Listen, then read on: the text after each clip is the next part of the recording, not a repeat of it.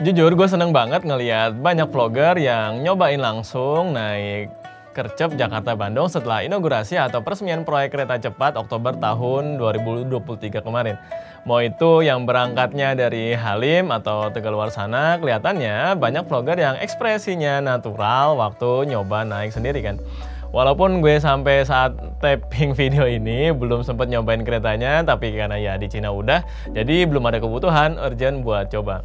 Gue udah pernah bahas ya soal kereta cepat di episode keempat Caguan yang rilis di Februari 2022 lalu tuh. Cuman yang episode itu membahasnya lebih pada aspek perkenalannya aja di beberapa sisi kereta cepat. Melihat hasilnya di video-video teman-teman vlogger, gue sebagai alumni Cina bisa dibilang bangga deh. Ya walaupun memang ada keterlambatan dari segi waktu ya, agak membengkak juga dari segi biaya, hutang, dan bunga-bunga hutangnya, tapi ya kalau kita lihat, bener kan apa kata gue dulu? Gimana? Untuk yang sampai sekarang masih anti proyek Wush waktu naik kereta cepat kemarin, apa masih punya pendapat yang sama?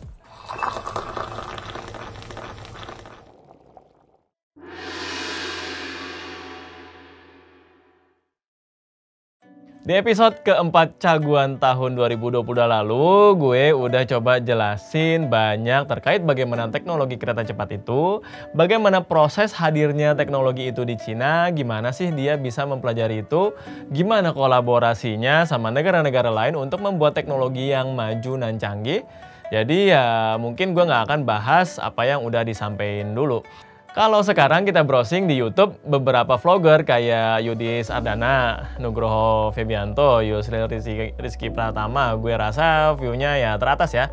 Sudah jutaan view semenjak para vlogger itu rilis video ulasan mencoba kereta cepat akhir tahun lalu. Ada juga beberapa vlogger WNA dengan nama channel kayak Jason Travel, Ken Abroad memiliki view juga yang banyak banget. Artinya memang sentimen soal kereta cepat itu cukup baik. Kendati memang sempat ada beberapa kendala dulu ya soal plafon kantor KCIC yang kebakaran, atap stasiun ada yang sempat jebol karena kehujanan, ada kecelakaan yang menimpa kereta feeder, kereta cepat, dan lain sebagainya. Dengan ulasan-ulasan vlogger banyak yang memperlihatkan misalnya kalau kereta cepatnya nih lagi jalan ya kan, bahkan di kecepatan 350 km per jam ketika ditaruh koin 500 maka koin itu nggak bergeser atau jatuh. Canggih ya. Karena ya gimana, betapapun itulah yang namanya teknologi ya teman-teman. Teknologi itu bukan sesuatu yang ideologis, bukan sesuatu yang hanya bisa dikuasai oleh negara tertentu, bukanlah juga sesuatu yang hanya bisa dipahami oleh orang dengan latar agama tertentu. Teknologi itu sifatnya netral, seperti udara, dia tidak berpihak, tidak ikut-ikutan kepentingan manusia yang syahwatnya nggak jelas. Coba, teman-teman yang latar belakangnya anak IPA atau teknik transportasi, elektro, mesin yang lagi kuliah deh, lihat itu. Itu dari serangkaian proyek kereta-kereta cepat itu, kira-kira udah berapa item teknologi tinggi nih atau teknologi baru yang kira-kira Indonesia itu belum punya dan kita bisa mempelajarinya kan. Teman-teman bisa lihat sendiri, apalagi yang udah naik keretanya kan, gimana kursinya, gimana panel-panelnya, gimana lightningnya, gimana stasiunnya besar begitu kayak di bandara misalnya. Ya pramugarinya juga gitu kan. Tapi sebentar dulu, sebetulnya itu bener nih kita pakai istilah pramugari dan pramugara ya untuk kereta cepat. Kita masih sepakat di situ ya. Asal jangan pramugari dan pramugara di pesawat itu jadi rada gimana gitu kalau judul jobnya dia dipakai di kereta cepat. Detail-detail begini yang gue suka perhatiin ya. Hal ini penting untuk diperhatikan. Terima kasih buat segenap tim teknis detail kereta cepat yang sudah memperhatikan dan menerapkan perencanaannya dengan baik. Salah satu yang bikin gue seneng banget itu, dan ini nggak ada di Cina sana, yaitu penggunaan cover jok atau kursi kereta cepat yang pakai motif Megamendung. Motif Megamendung itu adalah motif akulturasi antara corak budaya Nusantara, dalam hal ini Cirebonan dan Cina, bukan Akatsuki ya. Sehingga untuk memakai motif Megamendung di Kercep Jakarta-Bandung ini merupakan sesuatu yang betul-betul pay attention to the detail. Hal ini menyeratkan bahwa proyek kereta cepat ini betul-betul akulturasi kemampuan SDM, teknologi, dan lain sebagainya antara Indonesia dan Cina. Ya tentu motif Megamendung nggak dipakai di Cina sana karena ya nggak ada message yang pengen disampaikan ya kalau di Cina kan. Tapi dari video-video yang ada, yang gue belum lihat nih di area pintunya ya, di antara kereta cepat itu. Kalau di Cina sana itu juga harusnya ada mesin jerang air atau dispenser air buat bikin teh atau kopi gitu kan. Ya walaupun di salah satu gerbongnya ada gerbong restorasinya sih ya, buat ngopi atau ngeteh atau nyemil atau makan. Tapi kalau kita naik kercep di Cina, kita tinggal bawa tumbler kosong, isi daun teh atau kopi, nanti tinggal diseduh di dalam keretanya gratis. Nah, ngomongin gratis, kalau soal biaya, gue sendiri sih yakin kalau antara Jakarta Bandung itu banyak konsumen yang sangat sanggup untuk melakukan perjalanan dengan biaya 250 sampai 600 ribu sekali jalan. Tergantung juga kelas duduk apa yang diambil kan. Di Cina pun sama, kereta cepat juga punya 3 kelas duduk. Jadi, kalau yang masih bilang di Cina itu menganut ideologi tanpa kelas, coba pikir lagi deh, lawong kereta cepatnya aja ada 3 kelas, yang ya ada levelnya, duduknya mau di mana, harganya berapa. Dengan banyaknya aktivitas pemerintahan, bisnis, pendidikan, sosial, dan lain sebagainya, orang Bandung ke Jakarta, orang Jakarta ke Bandung, gue rasa soal biaya ya nggak jadi isu ya. Apalagi kalau perjalanan dinas, tentu bisa langsung dirembes sama kantor. Nggak perlu khawatir buat ngerogoh kocek sendiri kan. Lagian, pertama, kercep ini sekali lagi bisa nanti buat yang belum pernah rasakan, bisa lihat sendiri apakah dengan pricing tiket yang begitu, harganya sepadan atau enggak nih dengan segambreng hal baru dan hal-hal menarik yang belum pernah dirasakan selama ini ketika naik kereta antar kota biasa. Ngomongin soal penjualan tiket, kalau merujuk ke pemberitaan di bisnis.com, Corporate Secretary KCIC menyampaikan bahwa selama tempo 17 Oktober 2023 sampai 1 Februari 2024 ada sekitar 1,6 juta tiket berbayar yang terjual. Lalu kemudian awalnya perjalanan cuma 14 kali per hari sudah menjadi 40 kali perjalanan per hari yang tersedia. Jadi ya bisa dibilang dalam tempo yang tidak terlalu lama, Whoosh bisa mendapatkan angka 1 juta ridership atau penumpangnya. Ini adalah sebuah prestasi. Pemberitaan CNN Indonesia 24 April 2024 lalu, Whoosh melayani 222.000 penumpang selama masa libur lebaran kemarin. Ini juga menunjukkan kepercayaan publik dan kesediaan untuk membayar harga tiket dari 3 kelas yang dapat dipilih oleh masing-masing konsumen tadi. Kedua, kercep ini juga terkait dengan unsur beli waktu sih sebetulnya ya. Ini bukan mendang-mending murah mahal. Karena dengan waktu tempuh 46 menit kalau ada berhenti-berhentinya atau 36 menit kalau keretanya tembak langsung, itu akan sangat membantu buat orang-orang yang super sibuk. Apalagi nanti misalnya ada beberapa jadwal kereta cepat yang sistemnya kayak KRL dulu tuh, ada kereta Pakuan kan. Jadi dia langsung aja tuh tembak 36 menit dari Halim ke Tegaluar udah sampai. Ketiga, kercep ini kalau gue rasa sih soal faktor keselamatan juga ya teman-teman gitu kan. Itu yang nggak bisa diremehin loh. Gue yang dulu juga kuliah di Jatinangor sering ya PP ke Jakarta waktu itu pakai bus gitu ya. Kalau kita pakai mobil itu sebetulnya ada potensi faktor human error-nya kan. Jadi misalnya nih buat teman-teman yang sekarang lagi kuliah di Nangor tapi KTP-nya Jabodetabek, siap-siap aja mobilnya ditarik ya sama orang tua masing-masing. Ya karena kalau misalnya Jumat sore mau balik lagi ke Jakarta udah gampang. Senin pagi pagi-pagi banget kejar jadwal kuliah pagi sampai Nangor gua rasa juga masih kekejar nggak sih? Dengan adanya kereta feeder dari stasiun Padalarang yang sampai stasiun Bandung, hal tersebut juga sangat memudahkan para pengguna Whoosh untuk mengakses sarana transportasi yang dapat diandalkan dari segi waktu. Toh juga udah banyak tuh travel atau taksi online gitu kan yang trayeknya tuh stasiun Padalarang ke arah Bandung Kota atau kemana dan lain sebagainya gitu kan. Walaupun mungkin publik secara umum ekspektasinya Whoosh itu sampai masuk gitu ya ke stasiun Bandung. Cuma ya itu, kalau di Cina sana sebetulnya kereta cepat itu kan bukan moda transportasi yang langsung datang ujuk-ujuk juga. Kota di Cina itu memang pembangunan transportasi publiknya itu kan orientasinya lokal dulu nih, dalam kota dulu nih. Artinya dia matengin dulu jaringan MRT atau subway atau jaringan bus umumnya mereka.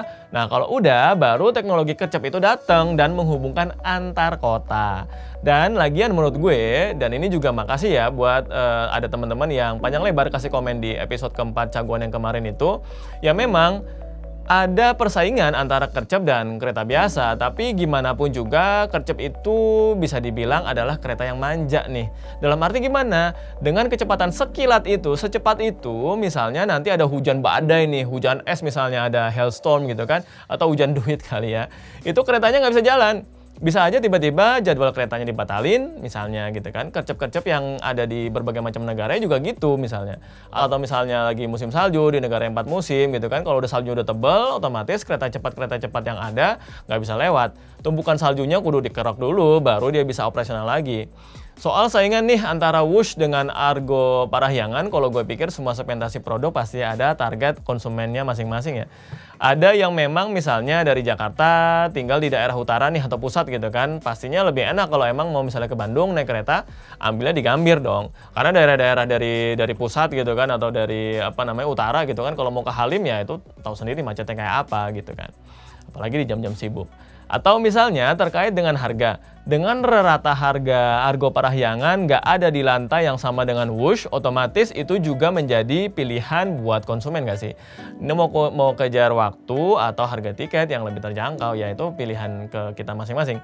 Standar baru yang dipasang di Whoosh soal desain interior, kualitas bahan dan materialnya, serta konsep penataannya, pencahayaannya, kebersihan, dan lain sebagainya, justru kan bikin banyak kereta antar kota juga yang makin berbenah kan, makin memperbaiki layanan-layanannya juga.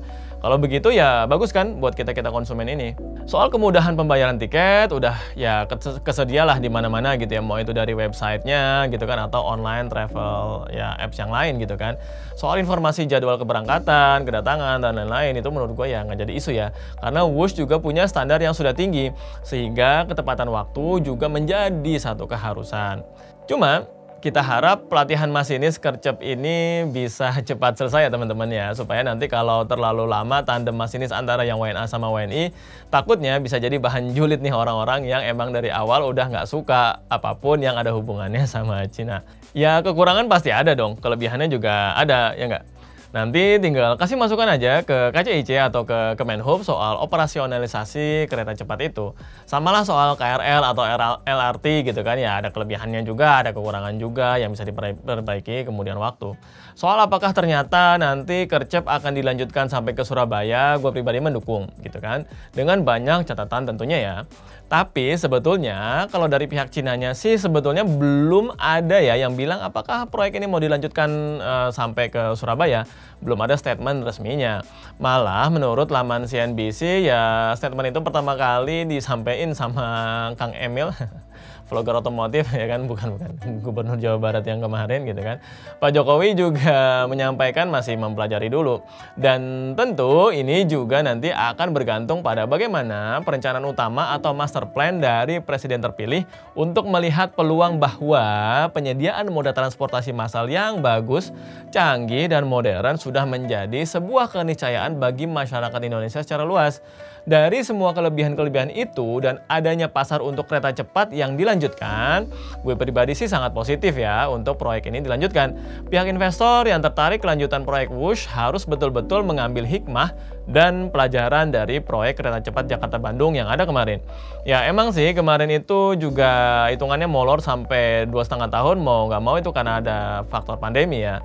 Mudah-mudahan ya 100 tahun ke depan ya nggak ada lagi lah pandemi kayak kemarin. Jadi umpama ada kelanjutan proyek misalnya ditembak sampai Solo dulu atau Jogja dulu gitu ya, itu bisa dikejar 3 tahun lah gitu kan. Catatan-catatan pengalaman pahit bahwa sulitnya pembebasan lahan di Indonesia itu juga perlu menjadi atensi pokok dalam pembuatan timeline atau Gantt chart gitu ya, penjadwalan proyek lanjutan kercep nanti. Tapi secara esensi hal ini merupakan hal yang baik sekali dan apalagi soal nilai TKDN-nya kalau bisa harus lebih dari 50% dong untuk perpanjangan proyek kercep sampai ke Surabaya itu.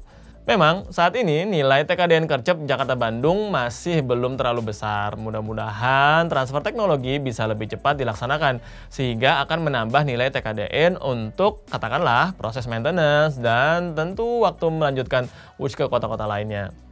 Indonesia ini istilahnya bisa juga sebetulnya jadi hub industri kereta cepatnya Cina. Seumpama ya teknologi kercep ini mereka juga mau jual ke negara-negara Asia Pasifik lainnya. Jadi daripada dia bikin gudang sama pabriknya yang berhubungan dengan rantai pasok kereta cepat ini di Cina sana, yang mending di Indonesia kan. Lebih strategis gitu lokasinya. Tinggal nanti nih gimana stasiun-stasiun kereta cepat juga bisa dipakai sama teman-teman pabrikan misalnya mobil atau alat-alat canggih atau produk inovasi lainnya asal Cina supaya bisa kasih placement entah papan iklan kayak, entah videotron kayak, entah mobilnya ditaruh di stasiunnya lah, supaya bisa dijadikan sebagai showroom produk-produk inovasi tinggi asal Cina. Ya walaupun itu realitanya ya bebas-bebas aja, misalnya Hyundai atau Kia gitu kan, atau merek-merek dari negara lain mau taruh mobil mereka, mobil EV mereka gitu kan, placement di dalam stasiun-stasiun kercep itu. Gue cuma usul aja ya. Sekali lagi selamat buat Indonesia, selamat buat teman-teman yang sudah mencoba kercep, selamat sudah merasakan rasanya hidup di Cina. Canda deng. Pagi-pagi Kang Asep meniriweh, teh kokom nuju masak sanguliweh jeung ikan sepat. Tingali sedetik keretana ge eueuh. Eta lain kereta jurik, eta teh kereta cepat. Urang padan sembiring ti genta lain situt. Ini untuk asumsi kok.